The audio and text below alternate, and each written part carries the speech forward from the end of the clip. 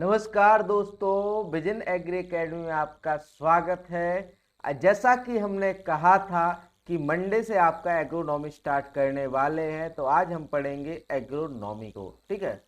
सस्य विज्ञान में सबसे पहले हम पढ़ने वाले हैं सस्य विज्ञान से संबंधित कुछ शब्दावलियां। ठीक है, शब्दावलियां और साथ ही साथ एग्रोनॉमी की डेफिनेशन। ठीक है, फिर आगे चलेंगे फिर खेती के प्रकार। ठीक है, तो जल्दी से जुड़ जाइए। IBPS SO, AFO, IBPS RRB SO, NABARD के लिए अगर तैयारी कर रहे हो आप, तो उड़ान बैच 2.0 चल रहा है विजन एग्री एकेडमी पर, जिस पर आपका सारा का सारा सिलेबस कवर करने वाले हैं। ठीक है।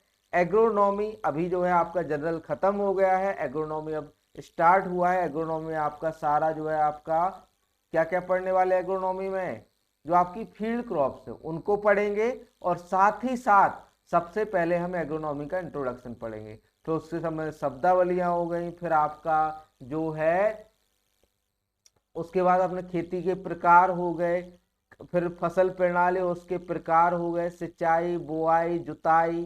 ठीक है, ये सब पढ़ने वाले। एग्रोमेट्रोलॉजी का कुछ पार्ट है। ठीक है, तो वो सब हम कवर करने वाले हैं आपका एग्रोनॉमी के अंदर। और बीड साइंस।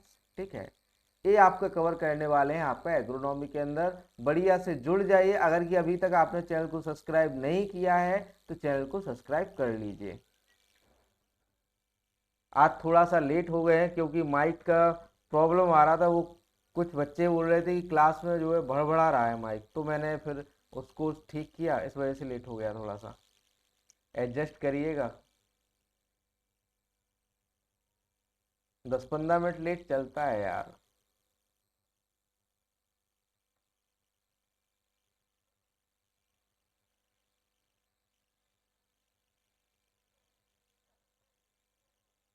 बच्चों ये लिख दो, आवाज सही आ रही है क्या?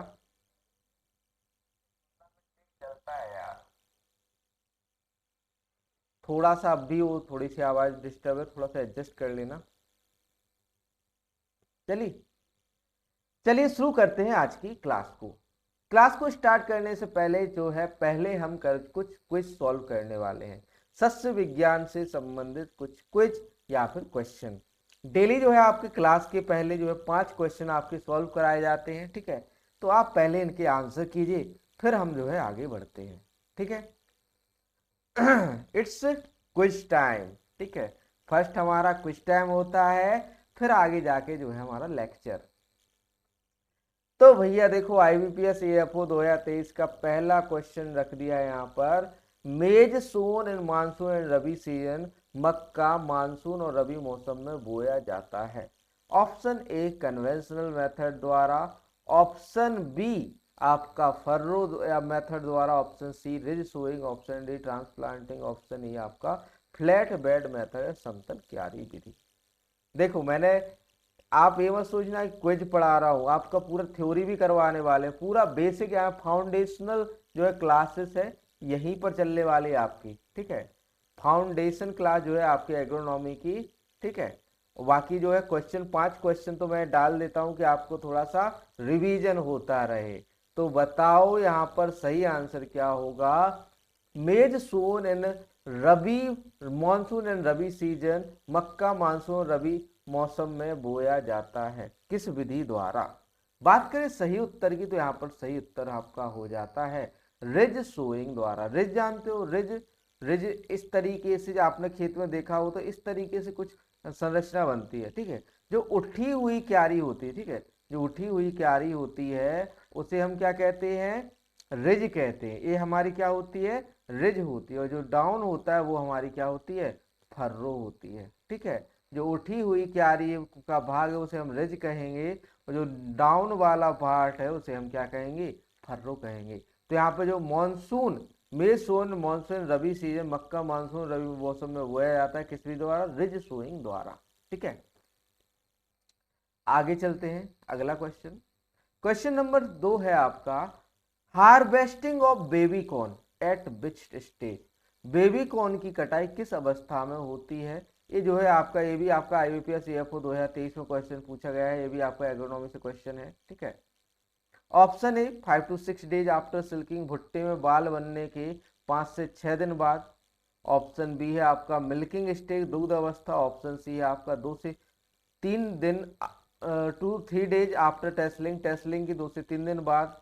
ऑप्शन डी है आपका 2-3 डेज आफ्टर सिल्किंग, भुट्टे में बाल बनने के 2 से 3 दिन बाद। ऑप्शन डी ई है आप at the time of full maturity. ये बताओ अगर कि आपको बेबी कॉर्न के लिए हार्वेस्टिंग करनी है किसकी, मक्का की, ठीक है, तो किस अवस्था में करोगे? जल्दी से आंसर कर दो बच्चों।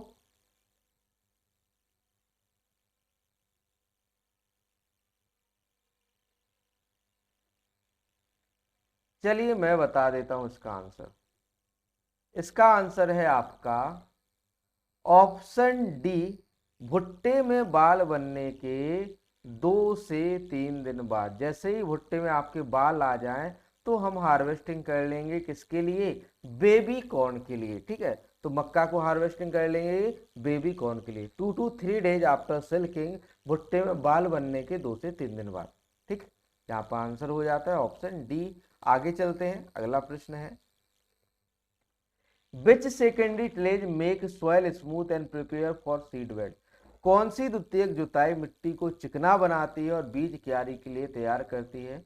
ऑप्शन ए प्लाउइंग जुताई, option B harrowing, option C intercultivation अंतर सस्यन, ऑप्शन डी है आपका सीडलिंग, ऑप्शन ई है आपका प्लंकिंग। बताइए आंसर क्या होगा यहाँ पर। कौन सी द्वितीयक जुताई जो है मिट्टी को चिकना बनाती है और बीज क्यारी के लिए तैयार करती है? Which secondary stage make soil smooth and prepare for seed bed. Ploughing जुताई, हैरोइंग, इंटरकल्टिवेशन या फिर सीडिंग या फिर आपका प्लंकिंग। बताइए आंसर क्या होगा यहाँ पर, जल्दी से आंसर लिख दो, ए बी सी डी।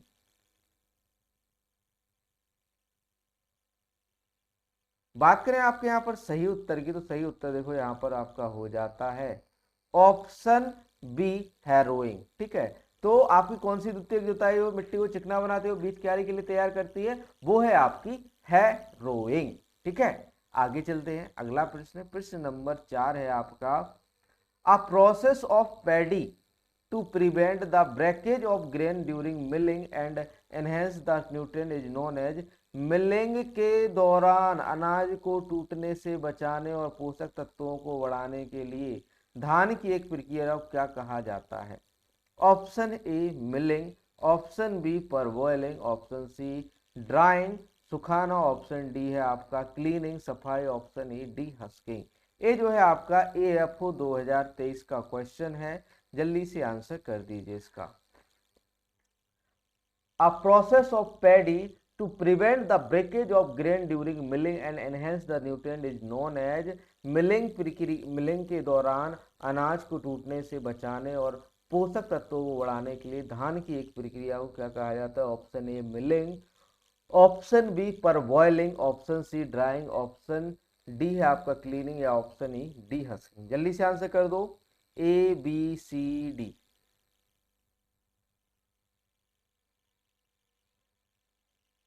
बात करें यहाँ पर सही उत्तर की, तो सही उत्तर क्वेश्चन नंबर 4 का आपका सही उत्तर हो जाता है क्या, पर बॉइलिंग या फिर हल्का उड़ाना।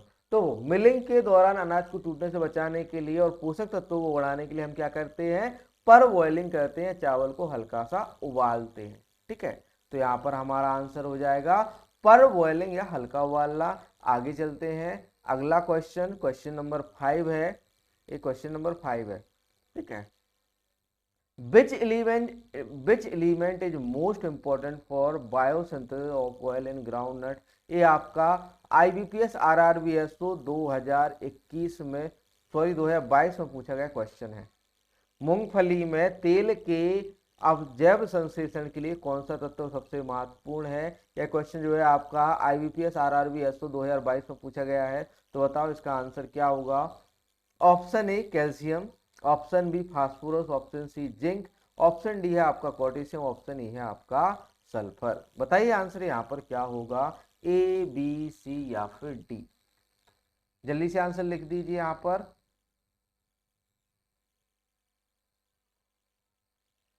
जो भी का आपका आंसर है जल्दी से आंसर कर दो, ए बी सी या फिर डी। मूंगफली में तेल के जैव संश्लेषण के लिए कौन सा तत्व सबसे महत्वपूर्ण है? कैल्शियम, फास्फोरस, जिंक, पोटेशियम या फिर आपका सल्फर। मूंगफली में तेल के जैव संश्लेषण के लिए कौन सा तत्व सबसे महत्वपूर्ण है? बात करें आपके यहाँ पर सही उत्तर की, तो सही उत्तर यहाँ पर आपका हो जाता है ऑप्शन डी, सल्फर या फिर एस। ठीक है, तो मूंगफली में तेल के जैव संश्लेषण के लिए कौन सा तत्व सबसे महत्वपूर्ण है? सल्फर। इसी के साथ आज के कुछ तो होते हैं समाप्त। ठीक है, और फिर शुरू करते हैं आपकी एग्रोनॉमी या सस्य विज्ञान। सस्य विज्ञान की बात करें तो एग्रोनॉमी शब्द जो है दो ग्रीक शब्दों से मिलकर बना है। पहले हमने जनरल में पढ़ाया था कि नॉमी और लॉजी आवे, नॉमी और लॉजी आवे तो वहां पर क्या होगा? आपका ग्रीक शब्द होगा। और अगर कि क्या आवे? कल्चर आवे तो वो वहां पर क्या होगा आपका? वहां पर आपका लैटिन भाषा का शब्द होगा। ठीक है, तो यहां पर बात करें सस्य विज्ञान की एग्रोनॉमी। एग्रोनॉमी कृषि विज्ञान की वह शाखा जिसके अंदर हम जो है फसल प्रबंधन का अध्ययन करते हैं, फसल प्रबंधन के सिद्धांत और उनकी क्रियाओं का अध्ययन करते हैं। जैसे आपका फसल में कौन सी आ जाती है आपके? जैसे जैसे गेहूं हो गया, धान हो गया, मक्का हो गया, इनकी रोज प्रबंधन का अध्ययन किसके अंदर करते हैं? सस्य विज्ञान या फिर एग्रोनॉमी। ठीक है, एग्रोनॉमी दो ग्रीक शब्दों से मिला है। एक तो आपका एग्रोज जिसका मतलब होता है आपका फील्ड, और दूसरा आपका है नोमोज जिसका अर्थ है आपका प्रबंधित करना या टू मैनेज। ठीक है, तो जो आपका एग्रोनॉमी शब्द है कितने शब्दों से मिलकर बना है? दो शब्दों, ग्रीक भाषा के दो शब्दों से मिलकर बना है। पहला है आपका एग्रो, दूसरा है आपका नोमो। एग्रो का मतलब होता है फील्ड, क्षेत्र, और नोमोज मीन्स होता है प्रबंधन करना या टू मैनेज। ठीक है, तो फील्ड का या फिर क्षेत्र का प्रबंधन आपका क्या कहलाता है? एग्रोनॉमी कहलाता है। एग्रोनॉमी कृषि विज्ञान की वह शाखा है जिसमें मिट्टी, पानी और फसल प्रबंधन के सिद्धांत और क्रियाओं का वैज्ञानिक अध्ययन किया जाता है। किसका अध्ययन किया जाता है? फसल प्रबंधन के सिद्धांत और क्रियाओं का वैज्ञानिक अध्ययन। किसके अंदर? सस्य विज्ञान, एग्रोनॉमी। पीटर डेक्रेसेंजी को एग्रोनॉमी का जनक कहा जाता है। किसको जो है एग्रोनॉमी का जनक कहा जाता है? पीटर डेक्रेसेंजी। पीटर डेक्रेसेंजी को एग्रोनॉमी का जनक कहा जाता है। ठीक है, एग्रोनॉमी दो ग्रीक शब्दों से मिलकर बना है। कौन सा? एग्रो और नॉमोस। क्लियर है इतना? आगे चले, आगे चलिए, आगे चलते हैं। आगे है जो है आपका, देखो हमने एग्रोनॉमी को समझ लिया कि एग्रोनॉमी होता क्या है। अब देखो जो है महत्वपूर्ण शब्दावली, इंपॉर्टेंट टर्म्स है जो है आपके कृषि या फिर सॉरी सस्य विज्ञान से संबंधित या फिर एग्रोनॉमी से संबंधित है। ठीक है, उनको हम आगे डिस्कस करने वाले हैं। ठीक है, तो सबसे पहले समझते हैं भैया कि क्रॉप रोटेशन या फसल चक्र क्या होता है। एक क्वेश्चन हमारे जब मैं ग्रेजुएशन करता था ना, तब टीचर जो है बहुत पूछा करते कि भैया बताओ क्रॉप रोटेशन या फसल चक्र होता क्या है। देखो अब यहां पर फसल चक्र से आपका मतलब है कि जैसे आपने एक मौसम में, जैसे आपने खरीफ में धान लगा दी। ठीक है, खरीफ में धान लगा दी, फिर गेहूं लगा दिया, फिर रबी में गेहूं लगा दिया, और फिर जायद में आपने मूंग लगा दी। ठीक है, तो जो है आपका जमीन तो यहाँ पर एक रहती, स्थिर रहती है, लेकिन जो है फसल जो है साल दर साल बदलती रहती है। तो वो क्या कहता है? आपका फसल चक्र कहलाता है। फसल चक्र कहलाता है आपका जहां पर जमीन तो आपकी स्थिर हो या फिर एक निश्चित हो, लेकिन जो है आपकी फसल जो है साल दर साल बदलती रहे, या चक्र एक निश्चित क्रम में जो है आपकी फसलों को बदलते क्रम, मतलब जो आपका क्रम है एक निश्चित जो है क्रम में, एक निश्चित क्रम में फसलें बदलती रहे, तो वो आपका क्या कहलाता है? फसल चक्र कहलाता है। देखिए पढ़ते हैं फसल चक्र को। फसल चक्र भूमि चक्र के विपरीत है, जहां जमीन स्थिर है लेकिन फसल साल दर साल बदल जाती है। भूमि चक्रण से यहां से मतलब ये है कि आपका शिफ्टिंग कल्टीवेशन, शिफ्टिंग कल्टीवेशन जानते हो ना, स्थानांतरण खेती या झुम खेती। ठीक है, तो उसमें क्या होता है झुम खेती में कि उसमें जो है आपकी फसल तो निश्चित रहती है, लेकिन जो है आपकी जमीन बदलती रहती है। लेकिन आपके क्रॉप रोटेशन या फसल चक्र में, फसल चक्र भूमि चक्र के विपरीत है, जहां जमीन स्थिर है लेकिन फसल जो है साल दर साल बदलती जाती है। यह निश्चित भूमि पर बार बार फसलों या फसल की खेती है और एक निश्चित क्रम में प्रति भूमि को फसल चक्र कहा जाता है। मिट्टी की उर्वरता को बनाए रखता है और यहाँ तक कि इसमें सुधार करता है और आय को स्थिर करता है। यह मिट्टी कटाव को रोकता है और नमी संरक्षण करता है। ठीक है, यह जो है उदाहरण के तौर पर धान, गेहूं और मूंग।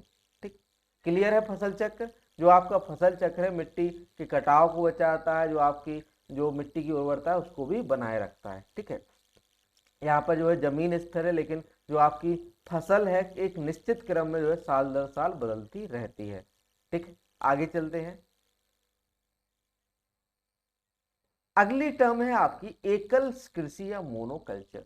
यहाँ पर देखो दो चीजें, एक तो आपका मोनोक्रॉपिंग है, एक मोनोकल्चर है। ठीक है, किसी निश्चित भूमि पर एक ही फसल की बारंबार खेती एकल कृषि कहलाती है। मतलब कि आप एक ही फसल को बार बार खेती कर रहे हो उसकी, तो क्या कहते हैं, एकल कृषि कहलाती है। ठीक है, इसमें फसल सघनता जो है हमेशा 100% होती है। जैसे आपका धान धान धान हमेशा, मतलब धान यहाँ का आपका कल्चर बन गया, संस्कृति बन गई है। ठीक है, तो कि आपका धान एक ही फसल को उगाना है और कोई फसल उगानी ही नहीं है, तो वो तो आपका कहलाएगा कल्चर, कि मतलब कि वहां पर वो आपकी और कोई फसल उगती ही नहीं है, आप केवल धान ही उगाओगे और कोई फसल लोगे नहीं। ठीक है, तो वो तो आपकी कहलाएगी एकल कृषि या फिर मोनोकल्चर।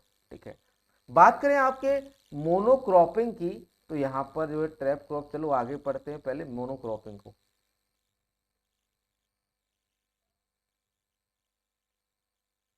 पहले मोनोक्रॉपिंग को समझना पहले सही है।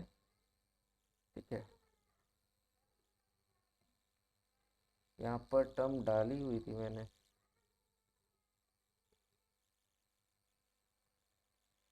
चलिए, मोनोक्रॉपिंग को मैं बाद में समझा दूंगा, पहले आप मोनोकल्चर समझ गए, काफी है। ठीक है, चलो मैं बता ही देता हूँ मोनोक्रॉपिंग, काय को डाउट में रहो है। अरे डाउट ना रहना चाहिए कोई भी, चाहे थोड़ी सी मेहनत हो जाए, है कि नहीं। तो यहां पर हमने पढ़ा मोनोकल्चर। ठीक है, एक टर्म होता है आपका मोनोक्रॉपिंग।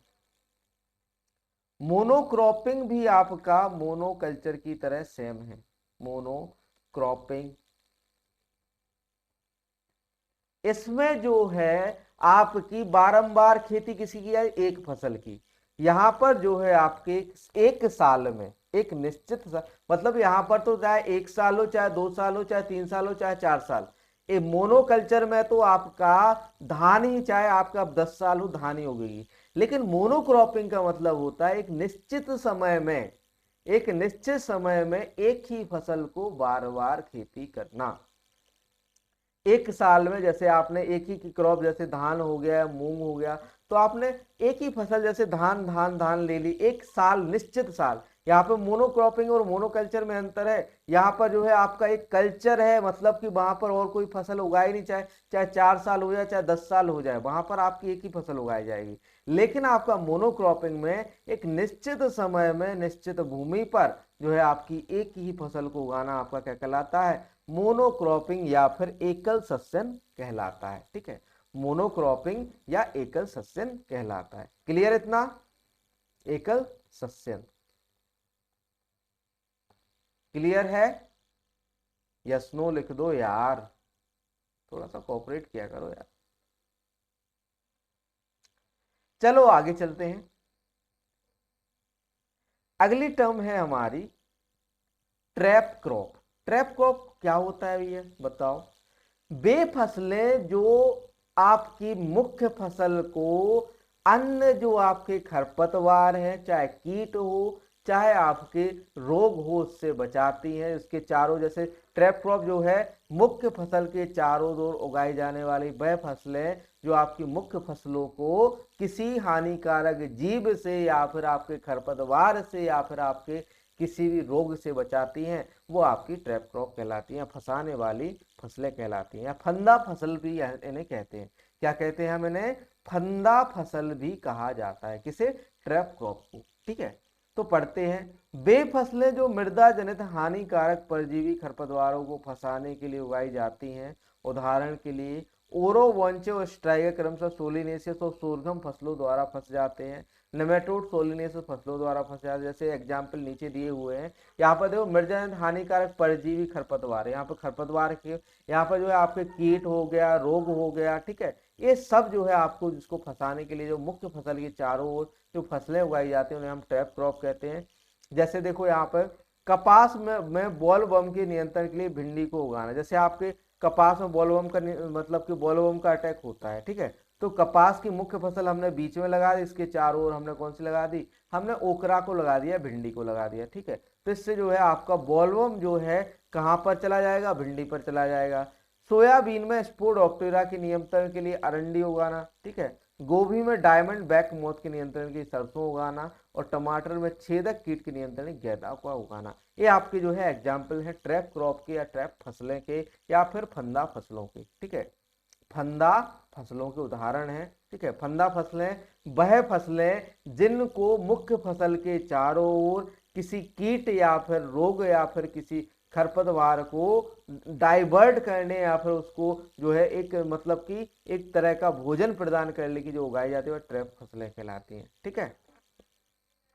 आगे चलते हैं, अगला है एले क्रॉपिंग या गली फसलें। देखो गली फसलें एले क्रॉपिंग वह होती हैं जिसको आपको जो आपके पेड़ है, जैसे आपका ये पेड़ लगा हुआ है, ठीक है, एक यहाँ सॉरी मैं यहाँ पर देखो बता ही दे रहा हूँ, एक यहाँ पर क्रॉप, एक यहाँ पर, इस तरीके से आपके गली के रूप में जो फसलें लगी हुई हैं, ठीक है। तो इनके बीच में, ठीक है, इनके बीच में जो है फसलों का उगाना, जो आपका एक खाली स्थान है, ठीक है, यहाँ पर जो है आपकी फसलों को उगाना क्या कहलाता है, आपका एले क्रॉपिंग कहलाता है, गली फसल कहलाता है। जो आपके पेड़ हैं उनके बीच में जो बची हुई जगह है उसमें जो है फसल को कतारों में उगाना आपका एले क्रॉपिंग या गली फसल कहलाता है। देखो मुख्य रूप से मिट्टी की उर्वरता बढ़ाने, मिट्टी की उत्पादकता बढ़ाने और मिट्टी के कटाव को कम करने के लिए मुख्य रूप से यूकेलिप्टस, सुबबूल और कैसिया की कतारों से बने मार्ग में शकरकंद, उड़द, हल्दी और अदरक जैसी फसलें उगाई जाती हैं, तो वो आपकी कहलाएगी एले क्रॉपिंग या गली फसलें। यानी कि जो आपके फल वृक्ष या फिर जो आपके वृक्ष हैं, ठीक है, जो आपके प्लांटेशन क्रॉप है या वृक्ष है उनके बीच में जो है आपकी फसलों को उगाना क्या कहलाता है, आपका एले क्रॉपिंग या गली फसल कहलाता है, ठीक। क्लियर इतना? आगे चले बच्चों, अगला है आपका स्मूदर क्रॉप या फिर दबाने वाली फसलें। देखो देखो यहाँ पर आपका ये आपकी फील्ड है, मान लो यहाँ पर एक तो आपका देखो खरपतवार है, एक आपकी फसल है, ठीक है, ये मान लो आपकी फसल है, एक खरपतवार है, ठीक है।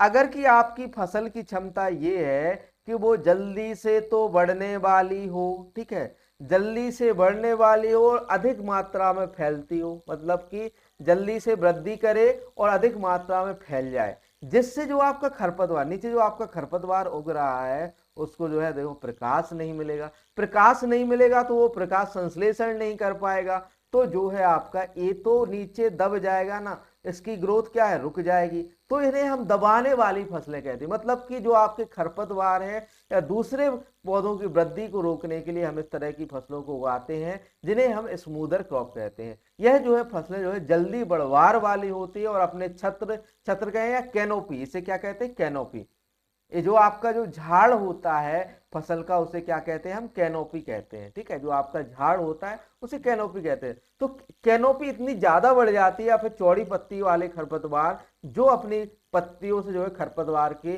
ग्रोथ को रोक दें या फिर जो आपके खरपतवारों की वृद्धि को रोकते हैं, ठीक है।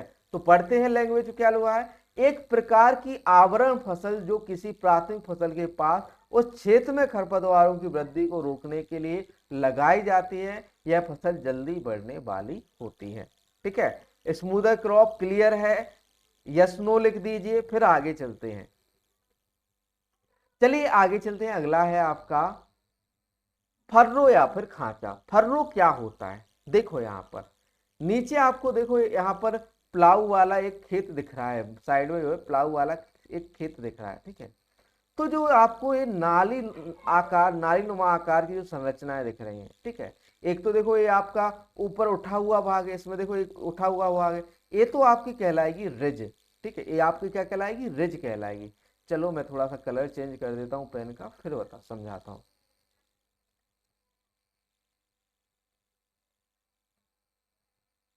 देखो यहाँ पर ये आपकी जो गली है, देखो यार, ये जो इस देखो ये बीच में जो ब्लैक ब्लैक कलर की दिख रही है, ठीक है, तो ये क्या है, आपकी फर्रो है, जो आपका निचला पार्ट है। या फिर इस तरीके से आप समझ सकते हो कि ये देखो इस से उठा हुआ, फिर नीचे, फिर उठा हुआ, फिर नीचे, फिर उठा हुआ। तो जो आपका ऊपर वाला पार्ट होता है, ये तो होती है आपकी रिज, ठीक है, ये क्या होती है, आपकी रिज होती है। ऊपर उठा हुआ पार्ट क्या कहते हैं, रिज। और जो आपका दबा हुआ पार्ट या नीचे वाला होता है, या जो नाली होती है, जो कूड़ होती है, उसे हम क्या कहते हैं, फर्रो या फिर खांचे या फिर कूड़ कहते हैं। जो आपकी ये वाली ये वाला पार्ट है, ये आपकी क्या कहलाएगी, कूड़ कहलाएगी, ठीक है। जो दबा हुआ पार्ट है वो आपका कूड़ कहलाएगा। तो यह क्षेत्र में यंत्र चलाने के लिए दौरान मिट्टी में एक उपकरण के द्वारा बनाई गई खाई है या फिर ट्रेंच है। खाई में यानी ट्रेंच यानी जो आपका कूड़ है या बनाया गया जो है दबा हुआ है निचला भाग। It is a trench formed by an implement is in the soil during the field preparation is called furrow। Furrow समझ आया, क्लियर है। चलिए आगे चलते हैं। यस नो लिख दिया करो यार। आगे है आपका कोर वाटरिंग। एक टर्म है आपकी कोर वाटरिंग। कोर वाटरिंग कहलाता क्या है, देखो कोर वाटरिंग जो है वह है आपकी फसल की बुआई के बाद, फसल की बुआई के बाद प्रथम सिंचाई को हम क्या कहते हैं, कोर वाटरिंग। यानी कि अपन ने पहली सिंचाई लगाई, अपन ने पहली सिंचाई लगाई फसल में, तो वो आपकी क्या कहलाएगी, कोर वाटरिंग कहलाती है। फसल की बुआई के बाद प्रथम सिंचाई कोर वाटरिंग या कोर पानी कहलाती है। यहां पर एक टर्म और समझो, पालको इरिगेशन या फिर पलेवा। पार्को इरिगेशन या फिर पलेवा, पालको इरिगेशन या पलेवा इसे कहते हैं। मतलब हिंदी में पलेवा कहते हैं अपनी देसी, मतलब अपनी लैंग्वेज में, ठीक है। तो पालको इरिगेशन या पलेवा को समझो, ठीक है, क्योंकि कोर वाटरिंग के मिलते जुलते ही आपकी पलेवा है। जो आपकी फसल की बुआई से पहले, यहां पर जो है कोर वाटरिंग में कह रहा था फसल की बुआई के बाद, लेकिन पलेवा में जो है फसल की बुआई से पहले आपकी शुष्क अवस्था की स्थिति में जो आपकी फील्ड में बिना फसल बुआई के जो है आपकी सिंचाई करना आपका पालको इरिगेशन या फिर आपका पलेवा कहलाता है। जैसे देखो आपके मतलब कि मान लो आपकी मतलब बारिश जो है, सूखा का क्षेत्र है, शुष्क एरिया है, ठीक है, शुष्क एरिया, वहां पर आपकी बारिश नहीं हुई, आपको खरीफ की फसल बोनी है। अब लेकिन जो आपकी फील्ड है या फिर जो आपका खेत है उसमें पर्याप्त नमी नहीं है कि आप जो है फसल को बो सको, ठीक है। तो इस स्थिति में आप क्या करोगे, पलेवा करोगे या पालको इरिगेशन करोगे, ठीक है। तो जो आपकी फसल बुआई के पहले जो आपकी प्रथम सिंचाई है वो तो आपकी कहलाएगी पालको इरिगेशन, पलेवा कहलाएगी। लेकिन जो आपकी फसल की बुआई के बाद प्रथम सिंचाई को हम क्या कहते हैं, कोर वाटरिंग या कोर पानी कहलाता है। क्लियर है इतना, यस नो लिख दो। क्लियर है ये टर्म, पालको इरिगेशन और कोर वाटरिंग क्लियर है, तो आगे चले। क्लियर है सर, इतना लिख दिया करो यार यस नो, अच्छा नहीं लगता। कोर वाटरिंग क्लियर है, पलेवा क्लियर है, पालको इरिगेशन क्लियर है, यस नो लिख दो। चलिए आगे बढ़ते हैं। अगला है आपका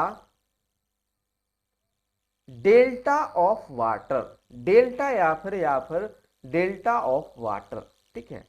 तो डेल्टा क्या होता है, ठीक है, जो आपकी फसल अवधि के दौरान, जो आपकी क्रॉप्स है उसकी जो आपकी ड्यूरेशन है उसके दौरान, जो आपकी फसल अवधि के दौरान जो आपकी पानी की जो जल की कुल गहराई होती है, जैसे आपका ये खेत हो गया, ठीक है, इसमें जो आपकी पानी की कुल गहराई या फिर ये कहें नमी की मात्रा, ठीक है, तो पानी की जितनी जो आपकी कुल गहराई होती है उसे हम क्या कहते हैं, डेल्टा कहते हैं, डेल्टा ऑफ वाटर कहते हैं।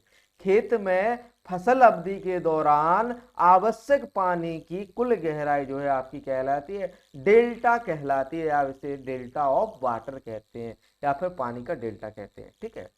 तो खेत में फसल अवधि के दौरान आवश्यक पानी की कुल गहराई को हम क्या कहते हैं, डेल्टा कहते हैं। क्लियर इतना, जो आपकी आवश्यक मतलब कि जो आपकी आवश्यक पानी की कुल गहराई है वो आपका डेल्टा कहलाएगा, ठीक है। आगे चलते हैं। अगला है आपका ड्यूटी ऑफ वाटर। एक तो आपका देखो एक टर्म हो गई आपकी डेल्टा, दूसरी आपकी ड्यूटी ऑफ वाटर। देखो किसी फसल में परिपक्वता लाने की सिंचाई हेतु आवश्यक जल की मात्रा। जो आपकी मतलब की फसल है, इरिगेशन कर रहे हो, तो जो आपकी कुल सिंचाई की जो आपकी आवश्यकता है, ठीक है, जो पानी की आवश्यकता है, उसे हम क्या कहेंगे, ड्यूटी ऑफ वाटर। ठीक है, किसी फसल में परिपक्वता लाने के लिए सिंचाई हेतु आवश्यक जल की मात्रा आपकी ड्यूटी ऑफ वाटर या ड्यूटी ऑफ वाटर कहलाती है। ठीक है, वो आपका जो आपकी गहराई है, मतलब फसल अवधि के दौरान गहराई तो आपकी कहलाएगी डेल्टा, लेकिन फसल अवधि के दौरान जो आपकी कुल सिंचाई है वो आपकी क्या कहलाएगी, ड्यूटी कही जाएगी। ठीक है, फसल अवधि में परिपक्वता लाने के लिए सिंचाई हेतु आवश्यक जल की मात्रा आपकी ड्यूटी ऑफ वाटर कहलाता है। क्लियर इतना? आगे चलते हैं। आगे अगली टर्म है आपकी जल संभरण या वाटर सेट। ठीक है, वाटर सेट देखो वह होता है, जैसे देखो समझना, यहां पर स्क्रीन पर देखना, एक आपकी यहां से एक मतलब की जलधारा यहां से आ रही है।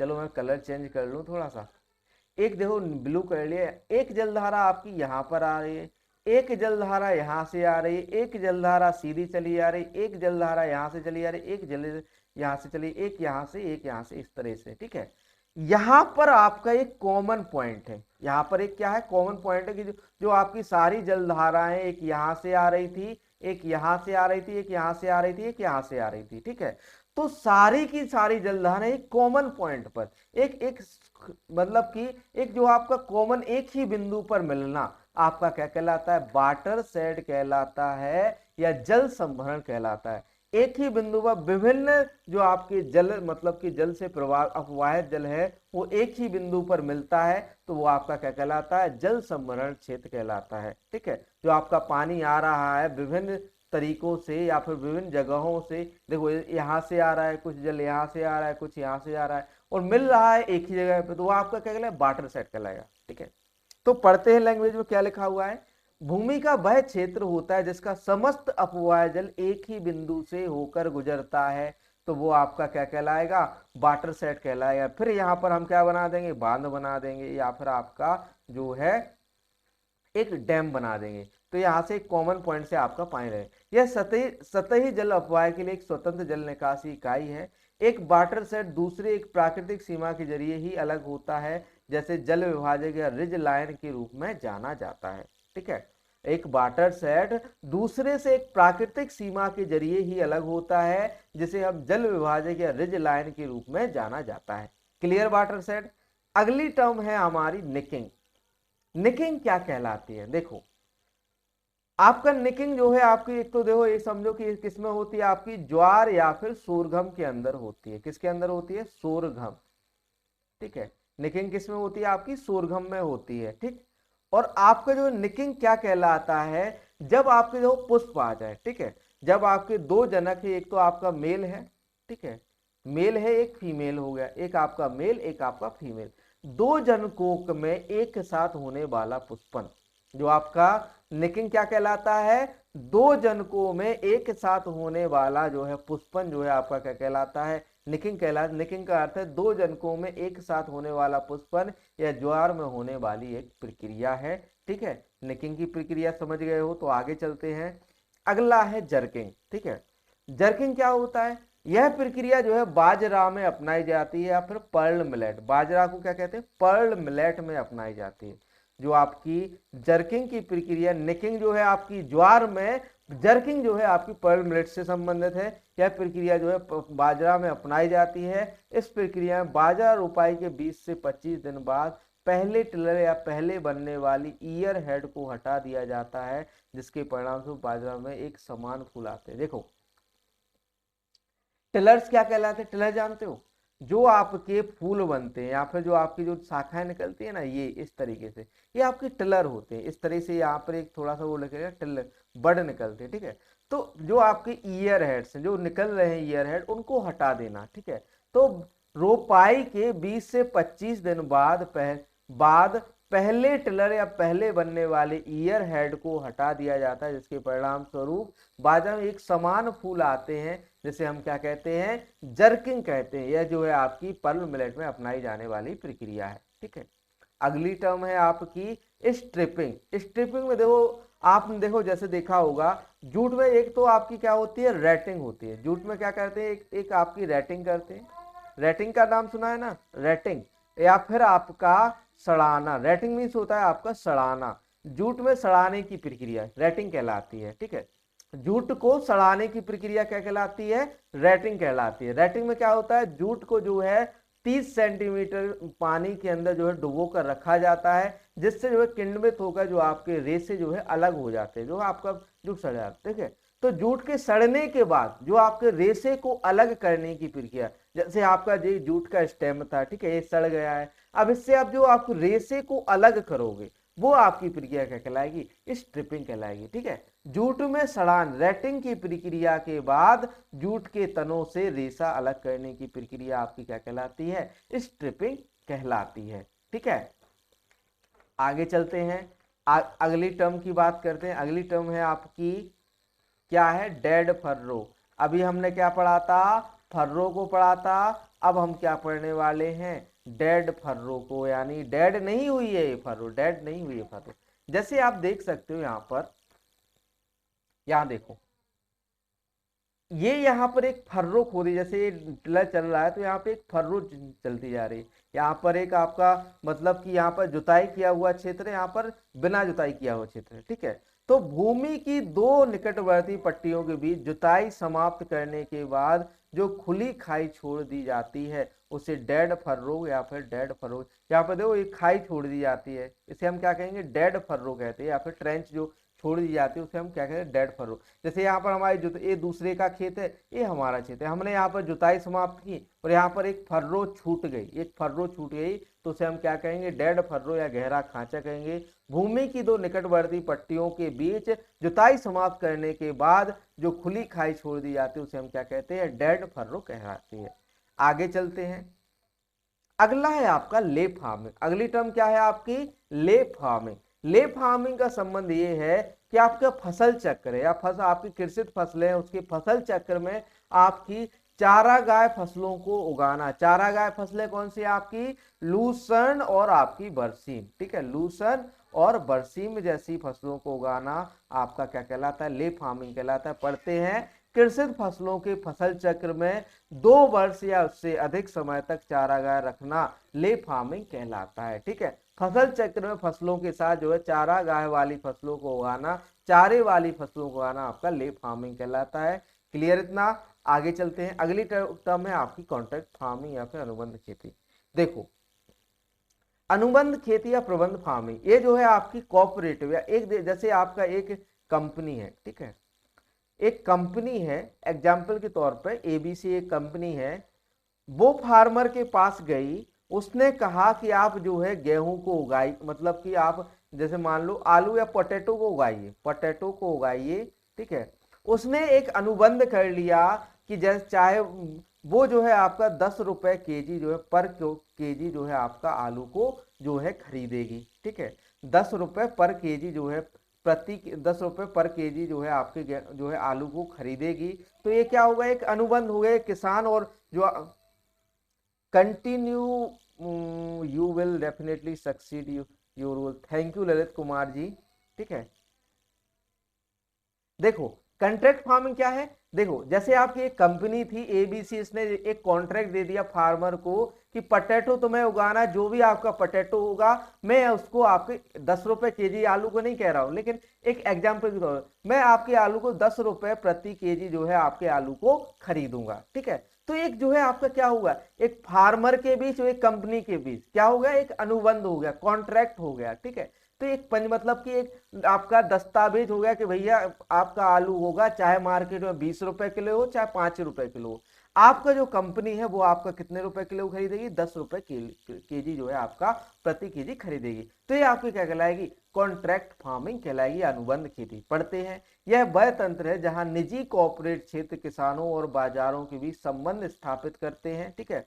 पर्याप्त जानकारी और समर्थन के साथ अनुबंध पंजीकरण और विवाद समाधान के लिए प्रभावी तंत्र सुनिश्चित करके इसे समर्थन करने की आवश्यकता है ताकि छोटे किसान सामूहिक अनुबंध में प्रवेश करने में सक्षम हो। एक तरह से देखो कॉन्ट्रैक्ट फार्मिंग आपकी देखो अच्छी भी है, एक तरह से बुरी भी है। देखो अगर कि आपका प्राइस कम रहता है तो कॉन्ट्रैक्ट फार्मिंग अच्छी है, अगर प्राइस बढ़ता है तो कॉन्ट्रैक्ट फार्मिंग बुरी है, ठीक है। देखो एक बॉन्ड हो जाता है, फिर देखो किसान अपनी फसल को कहीं और नहीं बेच सकता, क्योंकि उसने कंपनी के साथ बॉन्ड कर लिया है कि जितने भी हमारी फसल होगी मैं आपको ही दूंगा, चाहे रेट कुछ भी हो। ठीक है, आगे चलते हैं। अगली टर्म है आपकी पीजेंट फार्मिंग या फिर काश्तकार खेती। देखो, एक जो आपकी, जैसे आपने पट्टे पर खेती का नाम सुना है ना, पट्टे पर खेती सुनी होगी आपने, कि किसान जो है पट्टे पर जो है, राज्य सरकार पट्टे पर जो है किसानों को जमीन देती है, अनुबंध पर, पट्टे पर। ठीक है, इसमें जो आपको पट्टे पर जो जमीन दी जाती है किसानों को, उसमें जो आपके छोटे, इसमें मोस्टली आपके जो होते हैं सीमांत और छोटे किसान होते हैं। ठीक है, इसमें कौन से होते हैं आपके सीमांत और छोटे किसान। तो जो आपके पट्टे पर जमीन दी जाती है, इसमें जो है आपको फार्मर को उस पर जो लीगल जो है आपका फार्मर होता है वो मालिक तो होता है, लेकिन जो है आपकी जमीन किसकी है, राज्य सरकार की है। राज्य सरकार को जो किसान है वो क्या करता है, टैक्स देता है या फिर जो है कर्ज देता है। ठीक है, तो राज्य सरकार का जो है किसान का राज्य सरकार से यहाँ पर सीधा संबंध है। यहाँ पर जो है आपके पट्टे पर जो जमीन दी गई है उसके बदले जो है किसान जो है राज्य सरकार को टैक्स भरता है। ठीक है, तो यह जो आपकी इसमें जो है आपके पैतृक हस्तांतरण का भी जो है आपने देखा होगा कि पट्टे की जमीन थी, उसके दादाजी की नाम थी, दादाजी के नाम से फिर पिताजी के नाम, पिताजी के नाम फिर उसके खुद के नाम आ गई। तो इस तरह से जो है आपका पैतृक हस्तांतरण का भी अधिकार होता है किसमें, आपका काश्तकारी खेती में, पीजेंट फार्मिंग। तो पढ़ते हैं क्या होती है। इस प्रणाली में किसान का राज्य सरकार से सीधा संबंध होता है, वह स्वयं भूमि का मालिक होता है और इसको स्थायी या पैतृक व हस्तांतरण के अधिकार प्राप्त होते हैं। वह निर्धारित माल गुजारी राज्य को देता है। कृषि कार्य किसान अपनी इच्छा से करता है। मतलब इस पर जो है आपको सरकार जो है कोई दबाव नहीं बनाएगी कि आपको क्या उगाना है क्या नहीं उगाना है। ठीक है, तो यहाँ पर जो है केवल आपसे टैक्स लेती है गवर्नमेंट। ठीक, अगली टर्म है आपकी पाल्को इरिगेशन। ये मैं पहले बता दिया कि अगर कि आपके इरिगेशन की सुविधा नहीं है, मतलब कि आपकी जो जैसे मृदा है, जैसे पीछे आप फील्ड देख सकते हो, यहाँ पर देखो सूखी फील्ड है, मतलब कि आपकी मृदा में पर्याप्त नमी नहीं है कि फसल अंकुरण कर जाए या बीज अंकुरण कर जाए। तो आपको बीज अंकुरण को करवाने के लिए, मतलब कि बीज के अंकुरण के लिए फसल की बुआई से पहले जो सिंचाई की जाती है उसे हम क्या कहते हैं, पलेवा या फिर पाल्को इरिगेशन करते हैं। बीज अंकुरण एवं पौध स्थापना के लिए फसल की बुआई के से पूर्व प्रथम सिंचाई आपकी क्या कहलाती है, पलेवा या फिर पाल्को इरिगेशन कहलाती है। आगे चलते हैं, इसी के साथ जो है आज का लेक्चर यहाँ पर खत्म होता है। आपका कोई भी डाउट हो तो कमेंट बॉक्स में लिख दीजिए, आपको अगली सॉल्व में मतलब अगली क्लास में आपका सॉल्व करवा दिया जाएगा। कल हम पढ़ने वाले हैं system of farming, system of farming या फिर खेती की प्रकार। ठीक है, या फिर खेती की प्रणालियों को पढ़ने वाले हैं कल, सिस्टम ऑफ फार्मिंग। ठीक है, बढ़िया से जुड़ जाना। सुबह डेली आपकी 7 बजे 7 AM डेली आपकी क्लास होती है। ठीक है, विजन एग्री एकेडमी आपकी यूट्यूब चैनल पर 7 AM। ठीक है, सुबह 7 बजे डेली क्लासेस होती है आपकी एग्रो, मतलब कि जो आपका AFO की डेली क्लास चल रही है, जिसमें आपका हर एक सब्जेक्ट जो है कवर कराया जाएगा, पूरा सिलेबस कवर कराया जाएगा। ठीक है, और बढ़िया से जुड़ जाएगी। शाम को 7 बजे एक क्विज बेसिस क्लास भी चल रही है, MCQ बेसिस आपकी, जिसमें आपके 25 जो है इंपॉर्टेंट MCQ जो है डिस्कस करवाए जा रहे हैं। ठीक है, तो उसको भी आप ज्वाइन कर सकते हो। शाम को 8 बजे 8 PM आपकी एक MCQ वाली क्लास भी चल रही है। ठीक है, तो बढ़िया से आप ज्वाइन करिएगा। ठीक, और बाकी जो भी आपके डाउट है उसको कमेंट बॉक्स में लिख देना। और अगर कि आपको सेशन अच्छा लगा है, कुछ आपको यूजफुल मिला है हमारे पास से, तो subscribe our channel Vision Agri Academy. ठीक है, चलिए मिलते हैं कल की क्लास में। AFO वालों, ये आपका क्लास RRBSO के लिए भी इंपॉर्टेंट ना